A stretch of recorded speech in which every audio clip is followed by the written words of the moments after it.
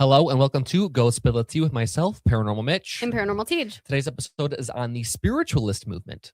Yes, I'm super excited. Very excited. I have listened to other podcasts on this topic. I love this topic. I think it is so interesting and so fun and something that I'm honestly a little surprised we haven't done yet. Me too. Especially the spiritualist movement informs so much of what we still do as paranormal investigators, and like it's kind of the foundation for a lot of things. And it also informs a lot of our current horror movies as well. So love it. Of course. Awesome. So let's get straight. Hollywood it. Hollywood it? Is Hollywood it. Hollywood? Yeah, there you go. Okay, so let's get into it. So the spiritualist movement, or also known as spiritualism, is a religion, in religion, a movement beginning in the 19th century in America and Europe based on the belief that departed souls can interact with the living. A 19th and 20th century cultural movement, according to which consensus persists after death and then may be contacted by the living. The afterlife or spirit world is seen by spiritualists not as a static place, but as one that continues to evolve and interact with us.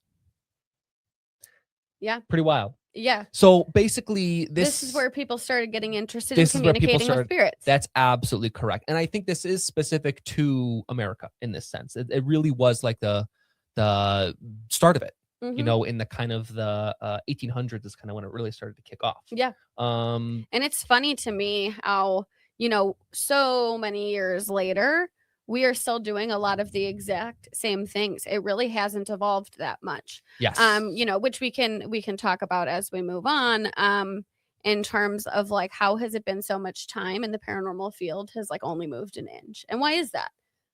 So I think that going back to the foundation of it, how it started, why it started, what worked, what didn't work, what was real, what wasn't real, is very important. So I absolutely agree. Absolutely agree. And I think it teaches us a lot about like very, I don't know if values is the right word, but kind of the traditional thought behind a lot of these things. Mm-hmm. I mean, these words are things that everyone knows, like seances and spirit boards and mediums came from this. So a lot of these things I kind of, it kind of brought it into public knowledge, mm-hmm.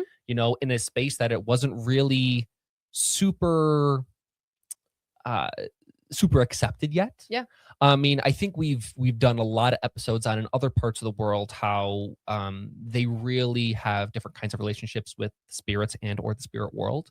But this was kind of the start of it for America. Yeah. Yeah. So let's get into what the heck is it, right? What is it? It's a lot. So basically, we've got a lot of notes on this one. A lot of notes on this one. I'm going to be looking at this a lot. So it is a sort of this central belief that the spirits of the dead continue to exist and are able to communicate with the living. That's kind of like the biggie. That's like the main thread throughout this. It really relies on direct personal experience as opposed to something like a religious text or a clergy or something like that. Most often, followers believe that communication could occur through mediums and that individuals thought to have a heightened sensitivity to the spirit world. The big thing that kind of became popular during this time was seances, and we'll talk about that quite a bit.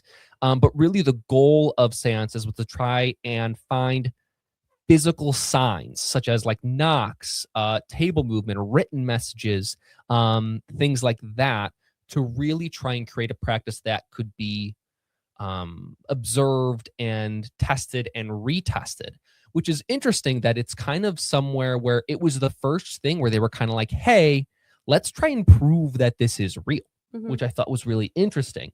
A lot of times when we see, with movies and stuff, it's kind of like, oh, it's, the spooky thing is happening. And there wasn't, from what I read, evidence to a degree. They did seek evidence, degree, yeah. and they really didn't see it as much of like a scary thing, mm-hmm. more of like a popular thing you could do with friends. Is like a common thing to do during this time is like get a group of your friends and like go to a seance. Yeah, which I thought was so wild. Can you imagine?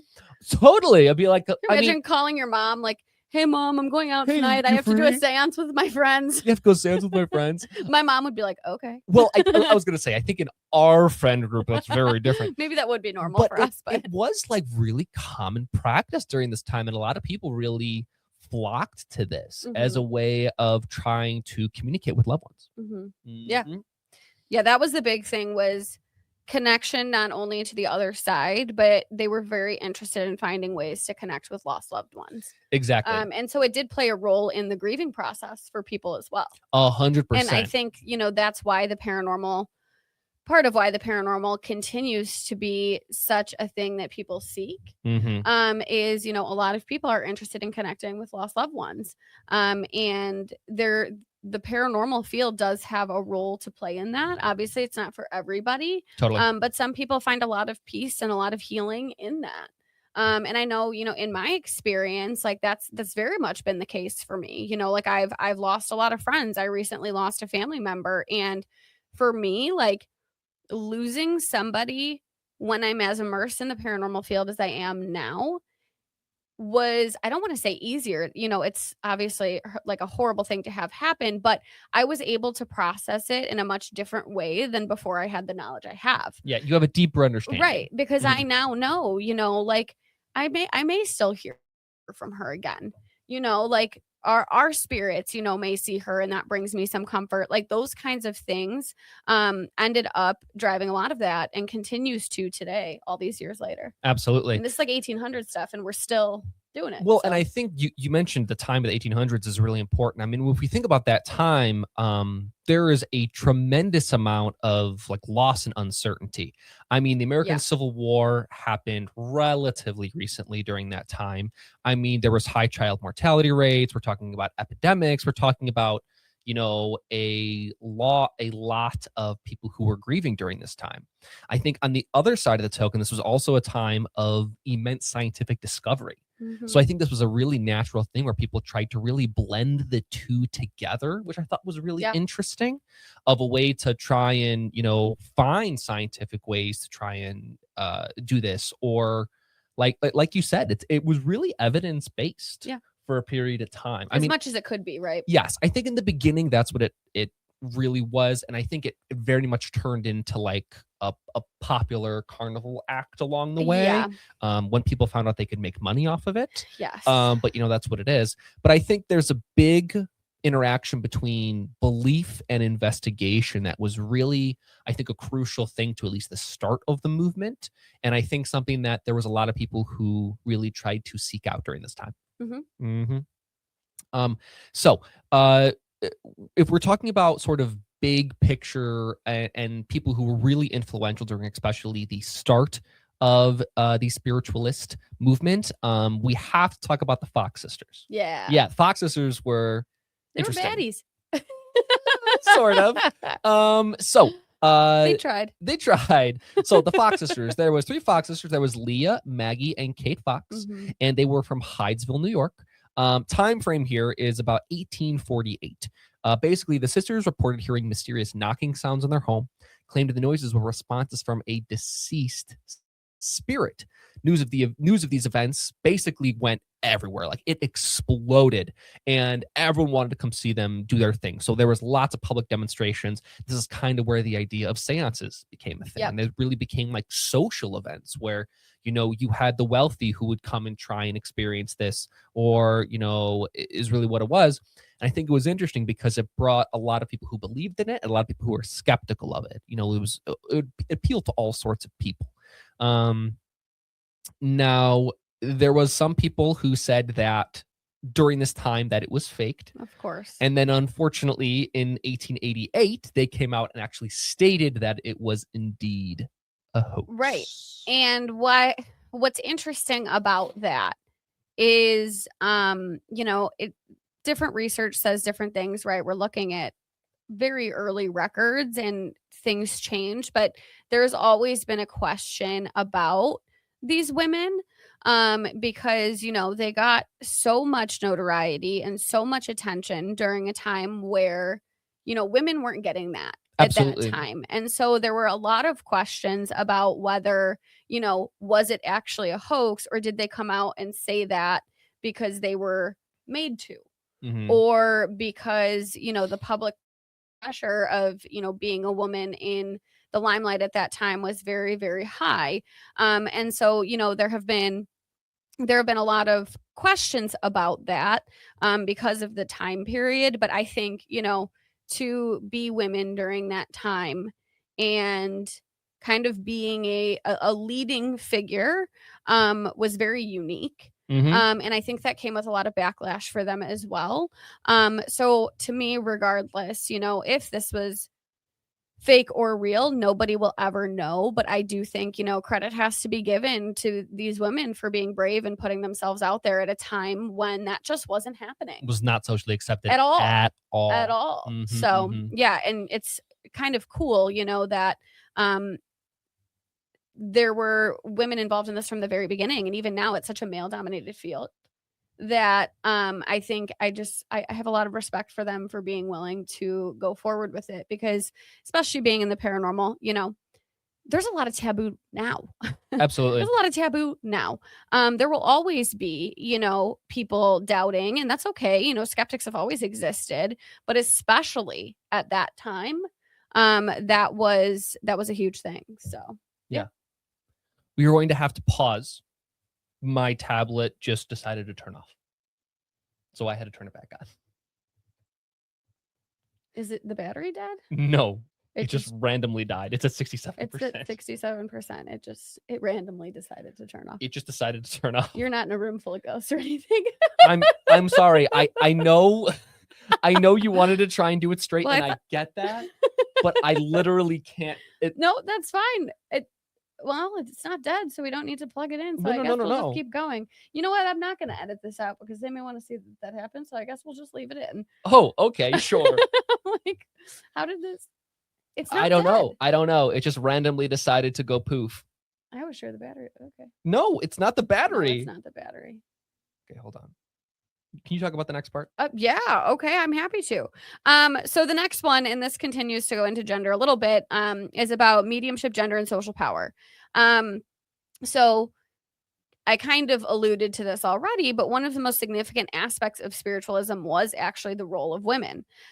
So at the time, women had very limited public authority, and spiritualism gave them a place where they could speak, they could teach, they could lead, they could be in a position to, be the authoritative voice on something, which is quite progressive for that time. Female mediums in particular were a huge part of this. Female mediums were often viewed as vessels, actually, for external forces, which kind of granted them this degree of legitimacy in public spaces that they didn't have before the spiritualism movement or the spiritualist movement. So again, like with the other women we talked about, visibility also attracted scrutiny, right? Absolutely. That hasn't changed. That is still the same in the paranormal field. Being in the public eye is going to cause scrutiny, and that is what happened to a lot of female mediums at this time. Skeptics, that included magicians and scientists, played a really active role in attempting to expose fraudulent practices. These debates helped establish an enduring tension between belief, performance, and proof within paranormal spaces. And I think we still deal with that today. We've talked about this a lot on this podcast, but like the difference between paranormal entertainment and paranormal investigation and the line, and disclosure practices within that. I think especially, at that time, they didn't have social media. They were doing these things on stages and in front of people and, in people's houses. But, now, especially online, it's like, you're watching things and it's very hard to tell what is paranormal entertainment and what is paranormal investigation. And this was always an issue. And in my opinion, on this particular movement, I think it was what a lot of things are now that I see, especially with the horror genre, is like, it was kind of a combination of both. Like there were legitimate practices, and then there were practices that they did to please their audience. And that still happens today. And, as consumers of media, we're responsible for, deciding, what we like, what we don't like, and all of that. But that was always the case. It just wasn't on YouTube before. Yeah. It wasn't on TikTok before. It was in the newspaper. It was in the newspaper. It was being talked about in the town square, like all these things. It's just the parallels are crazy to me. After all of that time. So And I think also one other thing was it gave women financial independence. yes, And that was a thing. it gave them a method, it gave them, Give them a something, job. it gave them a job, it gave them something that they could be recognized for, which is amazing. I think this is also a great time to mention that our spirit of the week had a little comment about the spiritualist movement, and their comment was that women should be given credit. Yeah. And So I I agree. think it absolutely was. But she loves a soapbox to oh, absolutely. talk about women's rights. But also, I mean, if we think about, going back to even older practices, like a lot of times, like oracles were usually women. Mhm. So I think it was that the option was there. I think it's just, it wasn't super accepted at the time. Yeah. In where we were Mhm. in that time frame. Yeah. But it gave them a lot of power. It gave them a lot of sway. It gave them, a reason for people to believe them. Yeah. Lots of good stuff. So I think it was really great. Mhm. Hmm. Absolutely. So the next thing we're going to talk about is common practices of the spiritualist movement. So what did they do? What did this look like?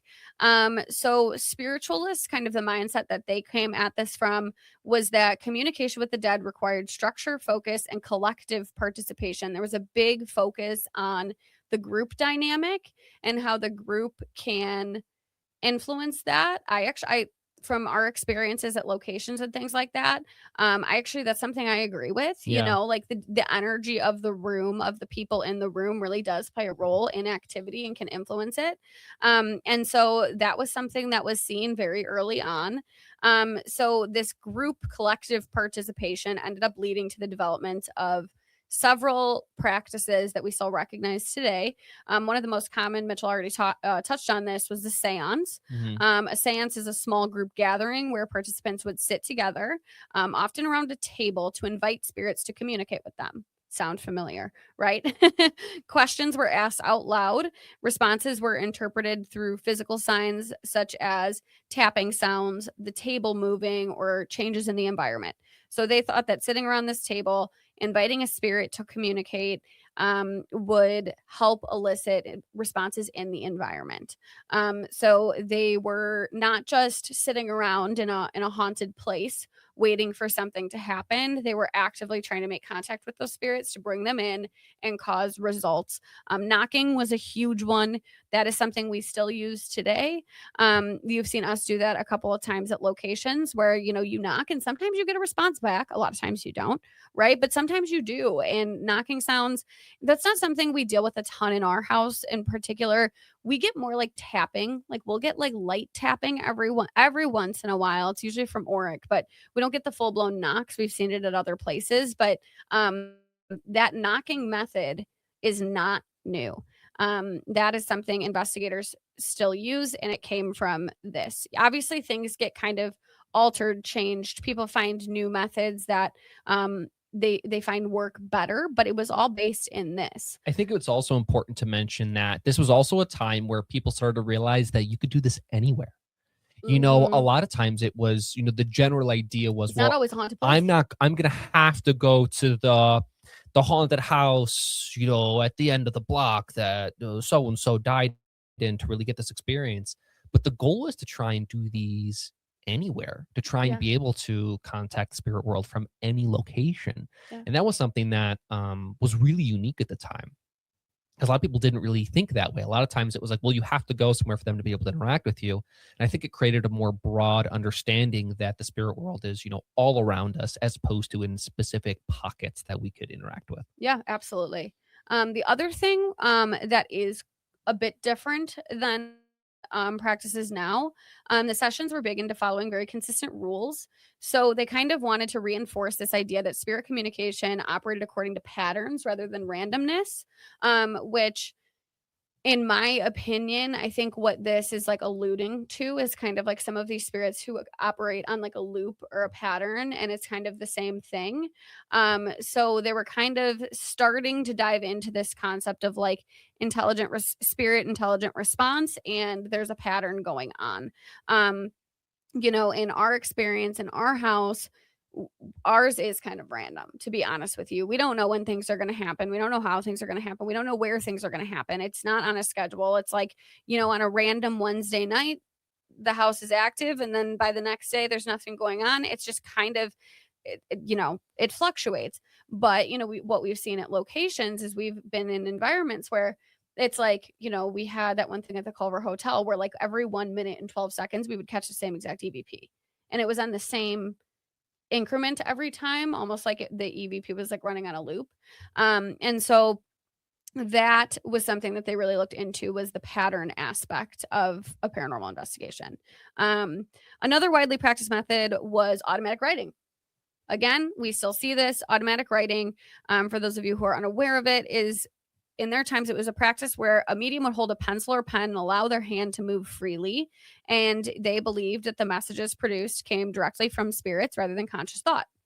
And so automatic writing was viewed as evidence that spirits could influence the physical body, which kind of blurred this line again between material and spiritual worlds.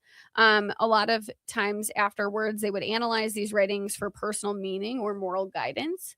Automatic writing is still a very common practice for psychics, mediums. We still see this. There are a lot of people that do this, and it's really no different now than it was all the way back then. And I think another interesting point that I'll think about when I think about a lot of our spirits here is a lot of our spirits that are from older times really prefer the automatic writing. Yeah. Like the pre-technology spirits. Pre-technology. Like I think of Dayu. Oh my gosh, yeah. She, I think she'll use a spirit box, but you can tell that her much preferred method is automatic writing. Now, whether that surprises me that favors automatic writing is actually Isabel. Isabel's from the 1920s or 1930s time period. Again, that pre-technology investigation. It's like almost like they're still used to it and they like it. Yeah. Do it again. Well, and it's kind of like whatever they're most comfortable with, right? Because yes, they can adapt and change, after they pass on. But I think they're going to hold on to a lot of those things that they were comfortable with, when they were alive, and that can really take an influence on what they really use well. Like I think a lot of our spirits that are really, really, really active on the spirit box are a lot of our younger spirits. Yeah. And a lot of our spirits that are newer, almost 80s beyond. and 90s, like Christy, Omi, Dick, some of those teenagers, Terry, Destiny. Actually, now that you say that, I never even made that connection. A lot of those spirits we talk to on a very regular basis on Spirit Box are from that time period where that did exist. Well, and think of that time period too, that like 60s, 70s, 80s, 90s. Like you had radio starting, you had TV starting, you had movies that were really getting big.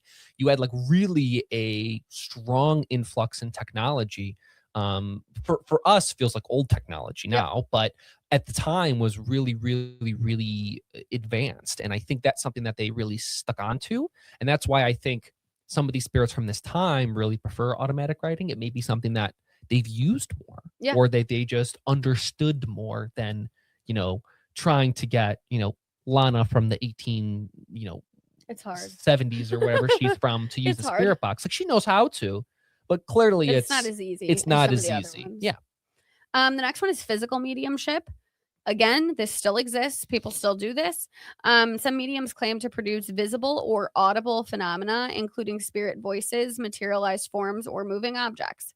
Darkened rooms were frequently used based on the belief that spirits required reduced light to manifest. In my opinion, I don't think that has anything to do with the spirit. What that most likely was it was helpful for the medium to reduce the amount of sensory stimuli, similar to how with Estes method, like when you put on something noise canceling and you block out your vision, it helps you tap into the sound. In my opinion, that's probably why they did that. But what they thought was that it needed to be dark. It also made it easier to fake. They had also made it easier to fake that too. And there were a lot of people who did that. So physical mediumship, while many of these practices were later criticized as fraudulent, they played a key role in shaping public expectations of paranormal encounters. There are still mediums today who engage in physical mediumship. My mom has some of this. One of the things that a lot of mediums receive is like, they may feel the pain from somebody's death. Right? Like if somebody died from a head injury, like they might start to get a headache when they start to read them. And so that's kind of how that's coming out now. But physical mediumship started way back when too. The other big one, and I'm sure you have seen these pictures. If you haven't, I highly recommend looking them up. They are really, really cool looking. Real or fake, but they're really cool looking, is spirit photography.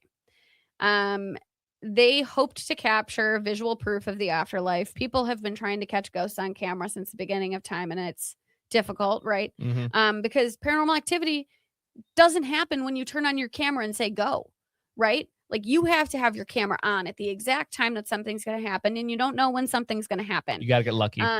And I think that's where faking it came in for spirit photography, is they needed to get that picture right then and there. And there was no other way for them. Because like they had like, I mean, still, we went to a paranormal convention this past year, and they had a spirit photography person there. Or like an aura photography person there. So they're still doing this. So in these photographs, they sometimes appeared to show faint figures or faces near the living subject, which believers interpreted as spirits.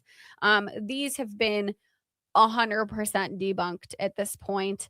There's been modern analysis of these photos, and they realized that these were like photography techniques.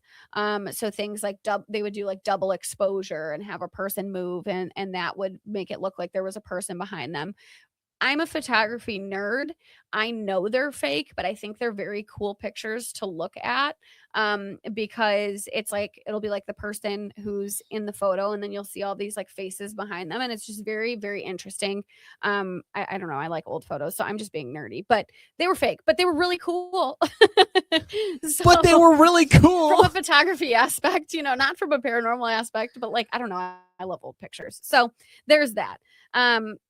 So people moved away from this. They knew it was fake, but people do still offer this just as like a fun thing to do, to like reminisce on the spiritualist movement. So it's cool. Another one was trance speaking. During trance states, mediums entered altered levels of consciousness and delivered spoken messages believed to originate from spirits. So these messages often included moral teachings, philosophical reflections, or advice for the living. Trance speaking was sometimes conducted before large audiences, of course, reinforcing the idea that spirit communication could be public, repeatable, and instructional, rather than private or mystical. So again, this is where the medium would go into a trance-like state and would give those messages that they were receiving. Trancing is still a huge, huge part of the paranormal. In my opinion, that's why some Estes methods are like method sessions are a huge hit, and others are a huge miss. I think getting into that trance-like state is a really key part of Estes in particular. But people do that, without a spirit box too. There are mediums that go into a trance-like state to do their readings and things like that. And, we use hypnosis and all of these different things. And that was used very early on as well. Another one is called spirit rapping. When I first read this, I was like, wait, they rapped? Yeah. That's not what this means. But that was my first thought. I was like, oh, they were rapping? Like, that's so cool. But yeah, it was one of the earliest and most widespread forms of communication. So they would respond to questions using a system of knocks with specific numbers of knocks corresponding to letters, words, yes, no answers. Still used today. We still see people do this today. Knock twice for yes, knock once for no, that kind of thing. That's always been done. This method required patience and careful interpretation and was often used as evidence that spirits could understand language and respond intentionally. So they were already trying to prove intelligence, which we are still trying to do to this day. It became a very foundational practice that influenced later yes-no based paranormal questioning techniques. So that was a very common one, still common today. Another one you'll hear about a lot, spirit photography. The other one is table tipping and table turning. I've seen this in a lot of horror movies in particular. I don't see this like really in modern paranormal practice, but they love to put this in movies. It's big, it's loud, it's clunky, it's extreme, it's easy to do, it looks really cool, it sounds really wild. Yes. So this, in my opinion, this has influenced the horror genre a little bit more than the investigation aspect of things, but we still see aspects of this. So participants would place their hands lightly on a table and they would ask questions. And they believed that the spirits would cause the table to tilt, rotate, or lift in response to the questions that they asked. So, these movements were interpreted as communication from a spirit rather than physical force from the participants.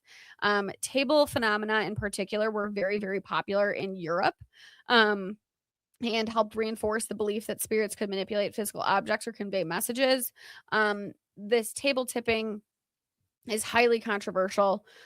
Still, there are still people who believe in this, but the general consensus of most people is that there was, one or two or three, people within that session, and not everybody knew about it, but a couple of those people were actually influencing the movement of the table, and the rest of the people just didn't know. Like, they were almost like staged participants in the table tipping. There are people who still believe in this, but the general consensus about this, in a lot of cases, was people believed that there were people in there that were doing fancy stuff with their knees to lift it, or things of that nature. So that one's a controversial one, just like the spirit photography.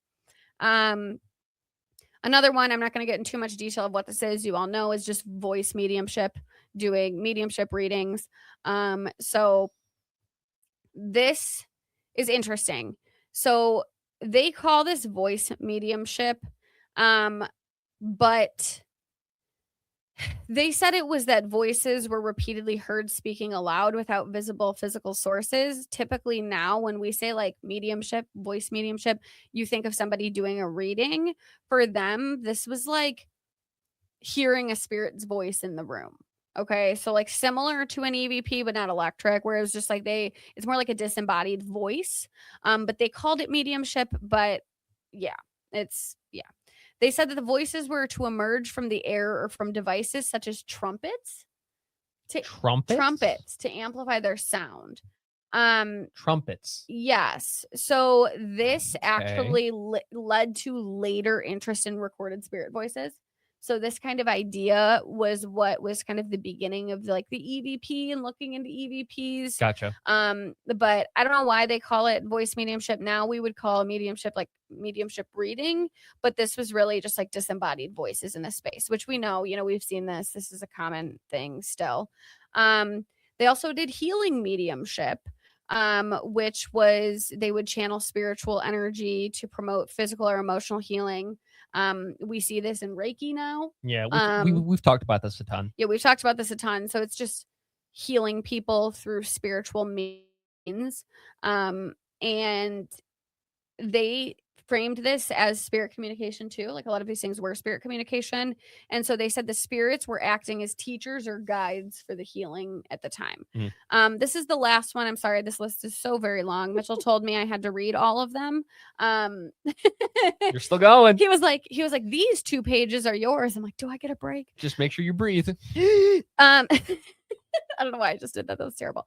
Anyway, psychometry still happens in a lot of mediumship classes and practices. Psychometry is obtaining information about a person or spirit by touching personal objects. So, if you touch somebody's necklace, you may be able to like read into their energy. Very common still. And a lot of times paired with automatic writing. So like, Mitchell, I'm going to hold your watch because you wear that all the time, and I'm going to do automatic writing while I hold your watch. And that's going to help me read you kind of idea. You want to know a fun fact about psychometry? Yeah. That's how they pick the new Dalai Lama. Oh, that's very cool. So they take a bunch of, when like, for example, the Dalai Lama now is getting very old. Yeah. Like he said he's going to die soon. So they find a bunch of kids that they suspect could be the next Dalai Lama. I don't know exactly how they go about that process, but they bring a bunch of artifacts or things that have been passed on from Dalai Lamas over the generations. And usually they try and see if the child, who's very, very young, is more drawn to some artifacts than others. Oh. And then they like, this, kid picked every single one and is saying these things and is doing these things and said this information that they would only know if they were previous Dalai Lamas and stuff like that. That's very cool. Mm-hmm. That's very cool. Yeah. All right. My task you gave me You done? is complete. How do you feel? I feel great. Now it's your turn. Okay. I need some water. Need some water. Need a soda. Need a soda. Okay, so next thing we're talking about is tools and practices that help shape paranormal methods.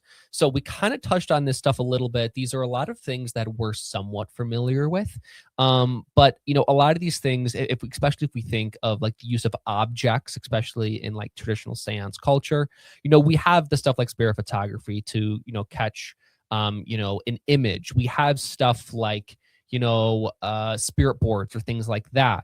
And a lot of these, basically, the general idea was to try and find evidence, right? And I think we find that these new tools were influenced a lot of time by old tools, like you kind of just talked about, right?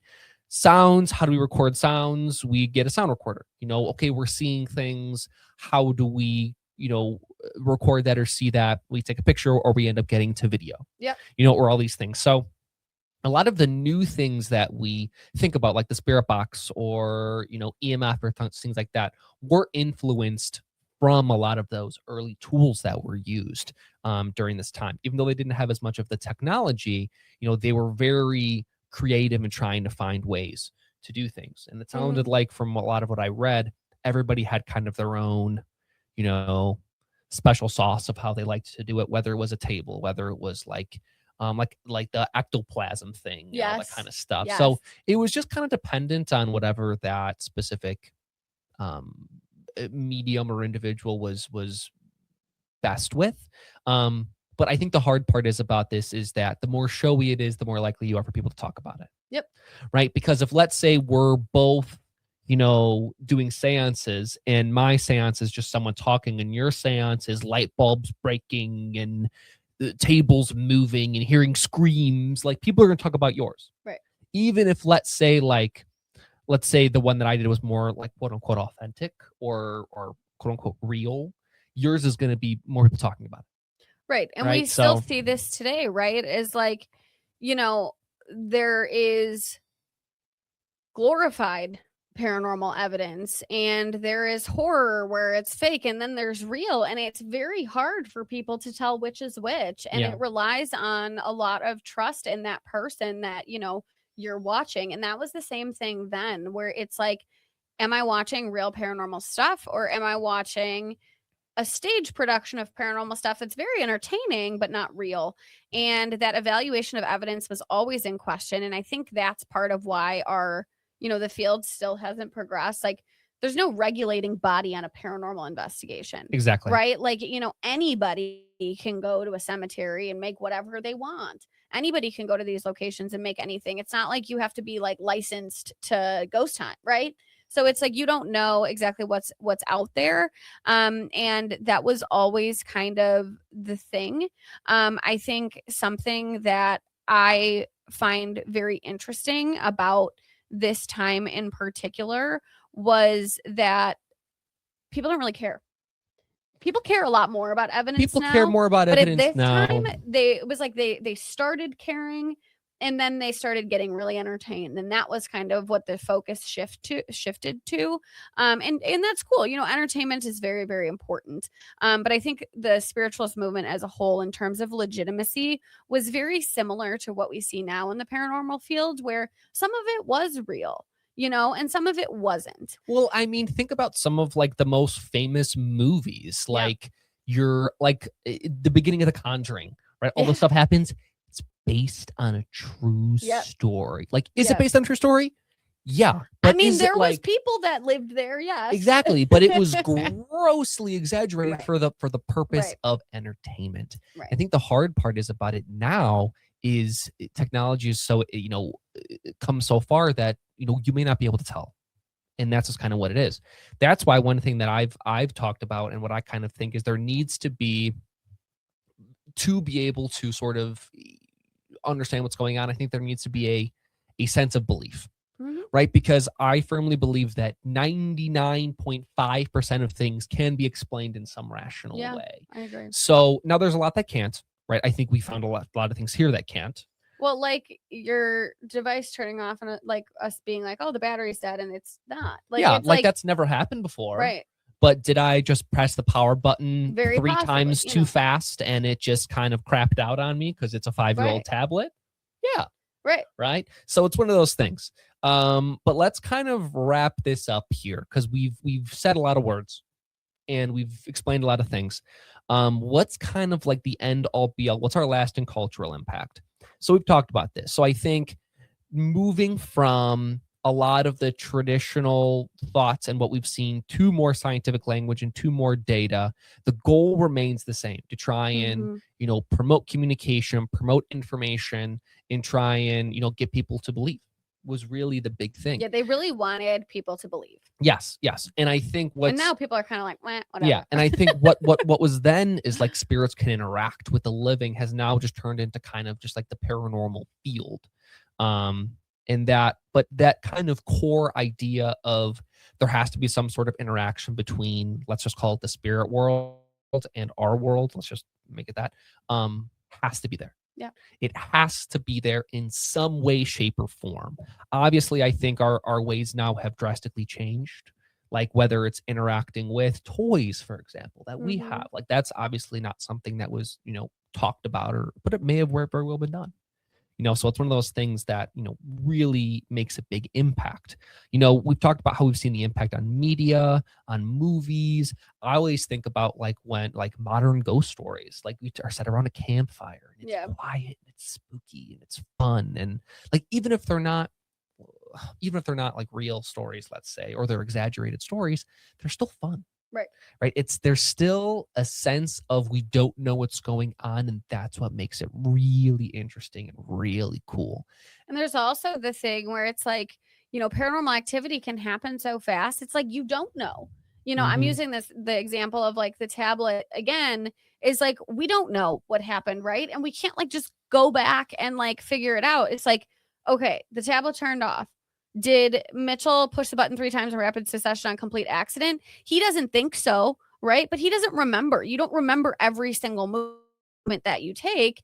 So sometimes there's this question of like, something happened, but I don't know if it was paranormal, and I don't know if it wasn't, right? Like we sometimes you just don't know. And that was always the thing. I swear that like somehow they know, because when I'm expecting something, it never happens. But the moment I forget that Hoshi wants to scare me, she scares the crap out of me. But it's always like, oh, it hasn't happened in 6 months and I've kind of forgot about it. And then all of a sudden, like something falls in my office and I get scared. And I'm like, gosh, she got me again. Like, I don't know how that whole interaction happens, but there is some unknown thing. But I think that's what makes it interesting. I think if we knew all the secrets and we knew all, how it happened, it would be boring. Well, it's that allows us to investigate, right? And figure it out and try to see where it came from and what it was rooted in. And sometimes you can explain it, and sometimes you can't. And that's like where the mystery of the paranormal is. It's like sometimes you can explain things away, and there are other times you just can't. And I think that's why, from all the way back then, the paranormal still continues to fascinate us, is because it's that I don't know piece where it's I don't know how that happened. Yep. And I need to know why, but I'll never really know why, but I'll have a damn good time trying to figure it out. Absolutely. Well, I think that about wraps up our talk on the spiritualist movement. Fascinating topic. Highly recommend looking into it.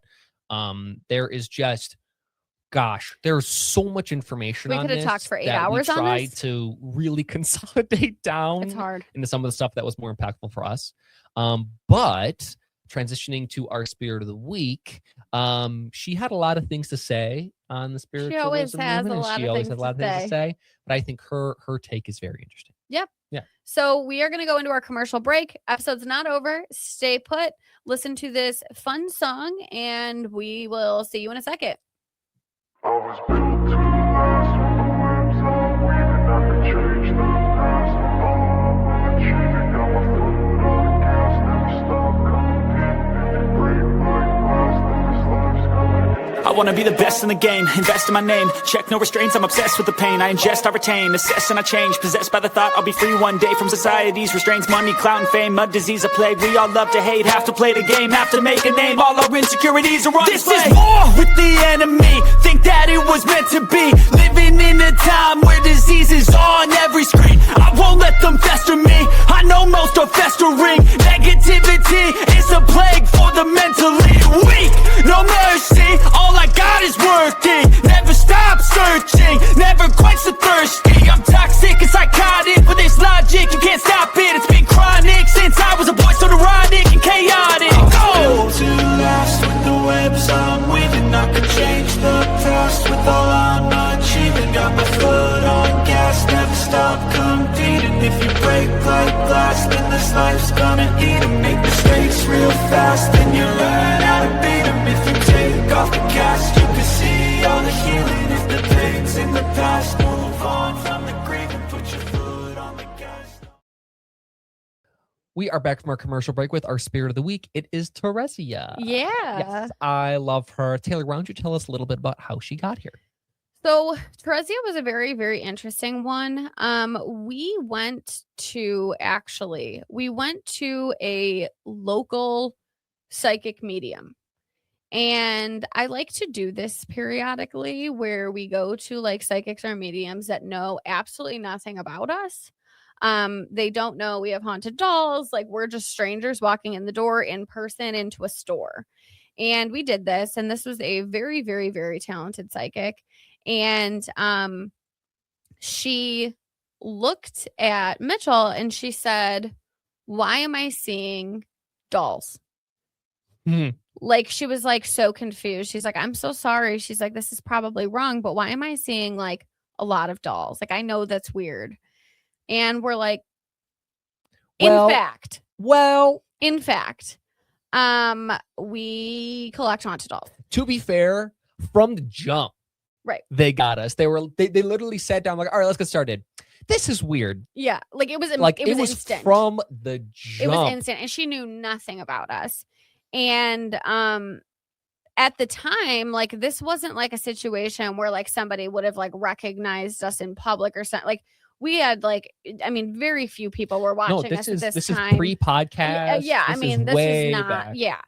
And so we explained to her, and she said, well, and she described a couple of our spirits that she saw. And she goes, and for some reason, like very prominently, she's like, I'm getting like a zoom in on a porcelain doll that has a very, very pale skin tone, almost white.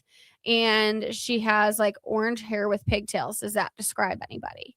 And we were like, no. We were like, okay, she finally got it wrong, right? We were like, no, that does not describe we thought. Anybody. Not even an hour later, we get home and Teresia gets listed online for sale. Teresia gets listed for sale, and it's the orange hair with pigtails. And in her bio, it talks about how she's like a very gifted psychic from Italy. And at the bottom of her bio, it said, like, if she wants to go to your home, you will already know she reaches out to people, and she would have reached out to you in some way. Correct. And Mitchell and I looked at each other and we were like, no effing way. And Teresia is very into, funny enough, she's very into cards, specifically playing cards and doing readings with playing cards. And Mitchell collects playing cards, and it was just kind of like a perfect match. So we got Teresia'd, and it was a really, really cool experience. So yeah, she's a very talented psychic. She loves cartomancy and tarot and oracle and giving advice and giving guidance. She is very interesting in the sense that she's from like the 1930s, 1940s. They think they weren't positive about that, but she does like have an interest in like more modern things, and every once in a while she'll like drop like a word or something like that she like heard us use, and we'll like think it's funny, and it's really cute. But she's been so sweet. She's given us such good advice, and we cherish her. So yes, absolutely.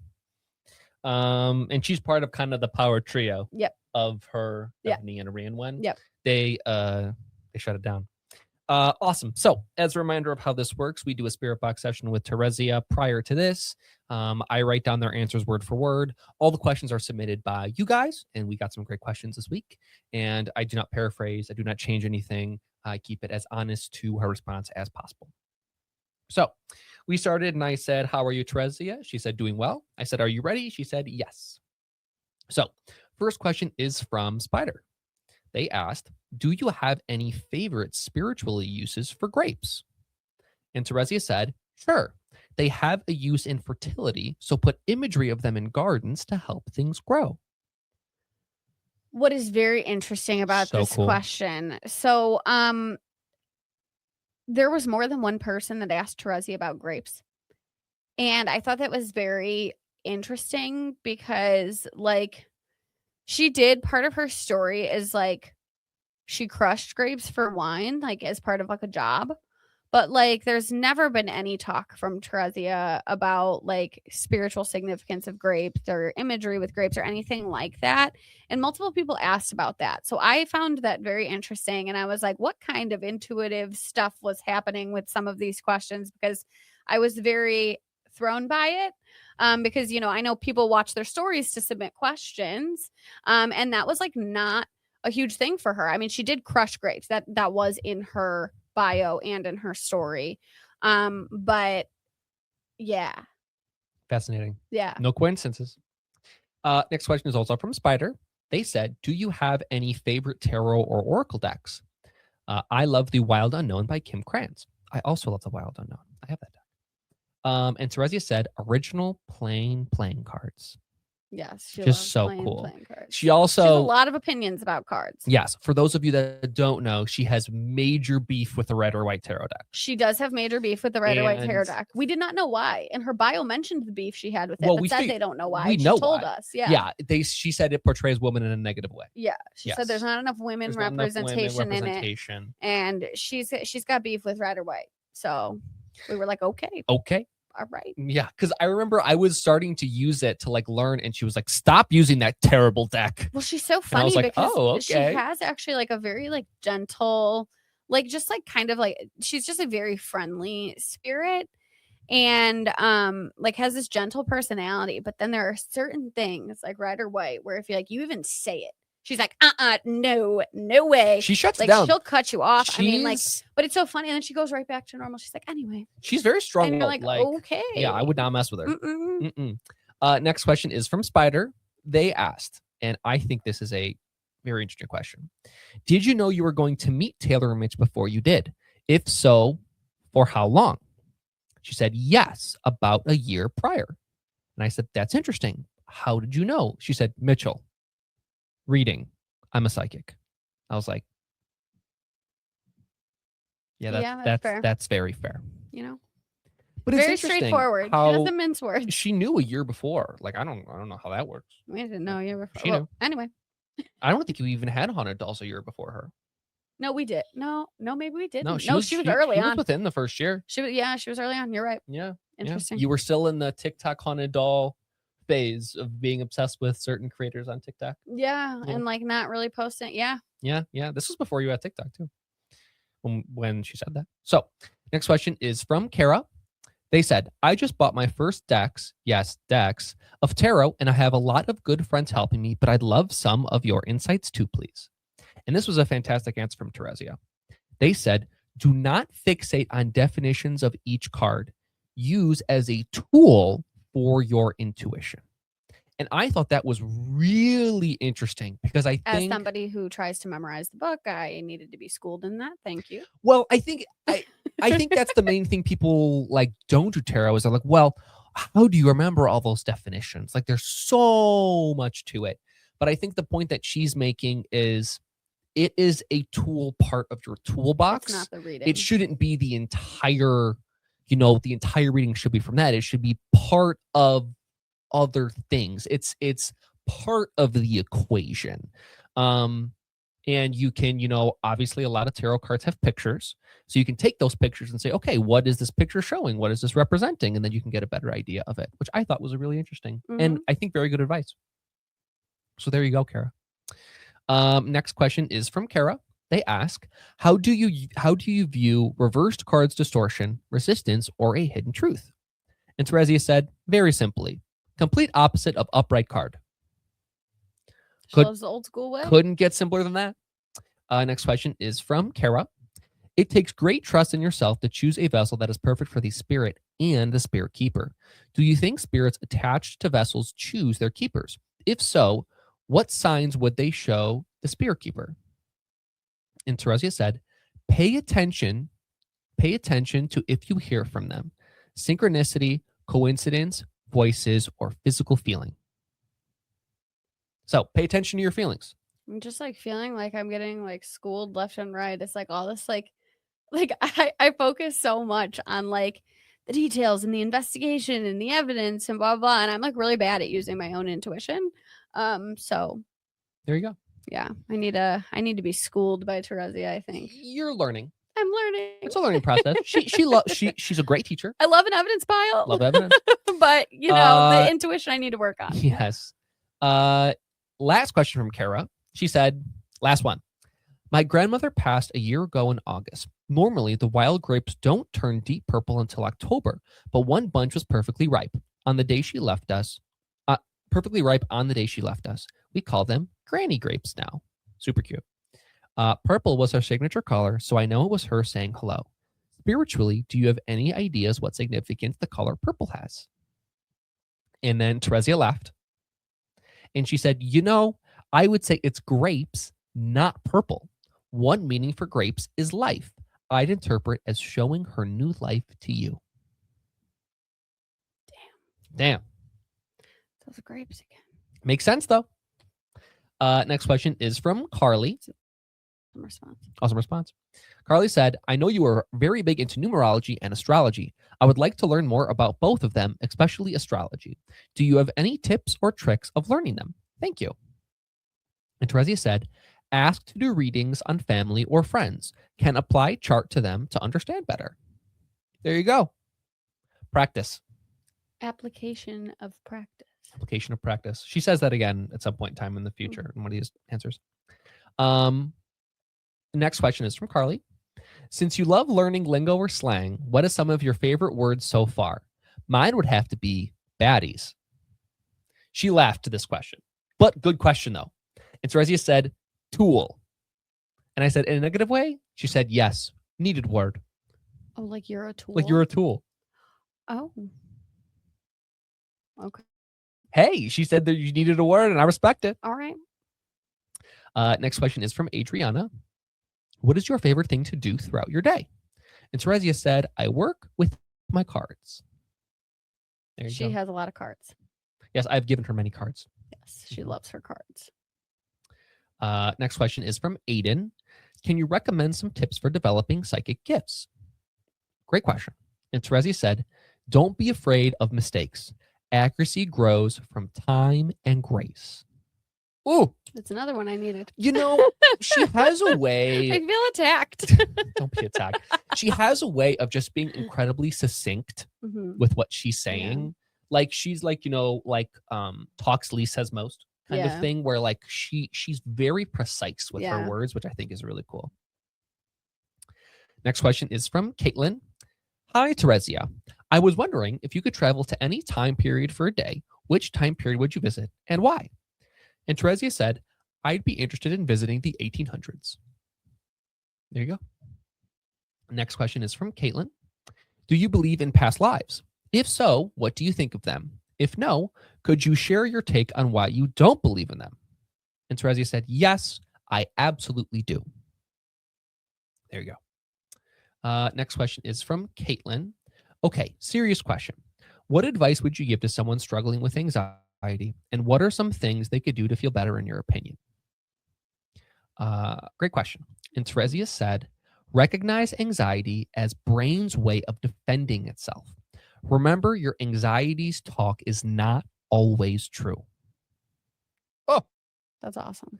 But like so true. That is awesome. And what was really interesting too is I have this like psychiatrist that I follow on YouTube, and I was listening to one of their videos the day we did this, like this spirit box. And I was like, he was talking about like this new like idea of how they're starting to treat like anxiety, of it being like your brain is separate from yourself. And it's like literally exactly what she said. Oh, I'm wow. like, man, she had it figured out. Wow. It's really cool. Yeah, it was wild. And I haven't watched his videos in so long. And it was like an exact video where she said exactly what he said. That's weird. No coincidences. Next question is from Danny. Great question. If you could make your own tarot deck, what would it be? And Teresia said, powerful women in history. We need that. An excellent idea for a tarot deck. Yeah. Excellent idea. I for love a that. tarot I deck. wonder if that exists Any already. artists out there? I wonder if that exists or not. I feel like it's gotta be. Right? That's so cool. and If it does if it exist, doesn't, it should. we need to get it for her because that's really cool. True. I love that. Next question is from Jenny. Hi, Teresia. Thank you for answering our questions this week. Can you give us your best advice for people who are working on their psychic and mediumship abilities? Teresia said, please remember, just because can't do now doesn't mean can't do forever. There you go. Practice, practice, practice. Next question is from Jenny. Can you tell me your favorite memory since you've been at Mitch and Taylor's? And Teresia said, they take my concern about male influence seriously. Yes, we do. That is a serious thing. We absolutely do. Absolutely do. I mean, come on. Of course. Yeah. Next question is from Jenny. This was a funny question. What spirits would you give the following titles to? Number 1. We need to do this. Some variation of this question needs to be in everyone? every spirit box because I I agree. love when they talk about each other because I learn things that I don't know that go on. So yeah. So here's what I'm going to do. I'm going to read the title and then I'll read her answer. Okay. So the first one was most likely to cause chaos randomly. And Teresia said, Dick. And Ray number 2. That I agree with. It. Checks out. Yes. Number 2, most likely to make it awkward. And Teresia said, CL. Oh, come on. Come on. Brutal. I disagree. Number 3, He's smooth. most likely to hijack a spirit box session. Phineas. I also disagree. He does do that, but Omi's way worse. Number 4, most likely to bring the best vibes. And Teresia answered Arian Wen. And last night, Mitchell read me these answers after the spirit box session. Like he always gives me like a recap of what was said. Because I'm in the headphones, so like I don't hear the questions. And so he gave me a recap of what she said. And he had read that to me and said that Teresia picked Arian Wen. And like right after he finished saying that, Connor just like falls down. He's and like, he hasn't fallen in like in a little bit. I was like, he's like, bro. Yeah. No recognition. I bring good vibes. And he's like, I am the vibes. I'm the yourself." vibes. That made him crash out. But he did hit his pillow. He hit the Power Ranger pillow, you guys. I'm thrilled. For the first time. Yes. So because he has fallen since the Power Ranger pillow came and managed to actively around missed it. So even though it's right in front of him. Yes. Next question is from Renee, aka Caleb. Great. What is your most proud accomplishment you have in an afterlife? And Teresia said, I am proud to assist people. And she does. And she does. Doing it right now. Last question is once again from Renee. They ask, if you could give any tips to spirit keepers, what would it be? And Teresia said, try to be proud of what you're doing. Snaps. And then once again, I asked her about spiritualism that I mentioned earlier, and she said women should be given credit. I agree. I agree. Yeah. She's so awesome. She is awesome. So She's awesome. a fantastic psychic. I think she's so knowledgeable. She's but very I think grounding to she's talk like- to too. Like you just feel calm when you're in a spirit box session with her. Yes, she's like sneaky, almost like sneaky smart though. Yeah. Of like, I think she's one that like doesn't show that she has a lot of influence on what goes on here, but I think her and some others definitely, make some stuff happen. Oh yeah. Oh yeah. 100%. She's so great. And she's one of those spirits too. Like she's not somebody who wants to talk all the time. Like she's not going to come on like, alive and, want to get everybody's attention. Like she likes attention. She likes to be on camera, but like that's just not her personality. Like she's very much like a guide type spirit, and that like she is always there if we want to talk to her. And every once in a while she'll come on her own and check in, and she's got like some kind of agenda to push on us. If we're not like picking up that we need help, she'll kind of be like, hey, you needed me for something, and we're like, wait, we didn't ask. And she's like, yeah, you did. I know though. And I love that about her. Like she's she's really, really, really great. So I've had some fun with Trezzy a couple times, like having her on the spirit chat during like a tarot or oracle night, where like she's like commenting on people's readings, my readings usually. She's super supportive. Like, yeah, she is. But she also like she's very supportive, but she also has absolutely no problem like telling you like it is. And I really appreciate that. Like I always know that I'm gonna get honesty from Terezia. She's not gonna like pat me on the back and sugarcoat things. Like she's gonna tell me the way something is, and I appreciate that in people, and I appreciate that in spirits. And Terezia does just that. So indeed, she's very, very important to us, and we're very grateful for her. So yes, yeah. So that is a wrap. One announcement: if you are watching this on release day, tomorrow night, Mitchell and I are going head to head with Cody and Satori on Dead Air trivia. It's going to be paranormal trivia. There was hints that Pokemon may be included because I love Pokemon. We'll see if they actually do that or if that was a joke. I don't know, but I'm not getting my hopes up until tomorrow. So we are competing tomorrow night at 7 p.m. Central Standard Time. It will be a live stream. There will be a recording after if you don't make it, but coming live is a lot of fun. Be there. Because you get to, play along trivia with us. We would love to have you there, cheering us on. Hopefully I can maintain my title of trivia winner. I won last time, but we've never gone against Cody and Satori, so we'll see. Fellow haunted doll collectors this time too, so we'll see what haunted doll stuff is in there for us. But come support us, come play trivia. It should be really fun. There's nothing quite like paranormal trivia. Those game shows, like I really look forward to being on those. I'm too competitive, so I'm surprised I get invited back because I cause a scene. But come check it out. And you saw them in our commercial too. Dead Air does a ton of amazing paranormal content, a ton of paranormal education, interviews with incredible people. And we would love to see you there. So that is coming up tomorrow. If you are not watching this live, that means the recording is out. So you can check that out either on my page or on Dead Air Full Spectrum. It will be on both. So that is happening. Thank you for watching. Thank you for all of your ongoing support. You guys mean the world to us. And we will catch you on the flip side next week. Yeah. See you later. Thanks, everybody. Bye-bye.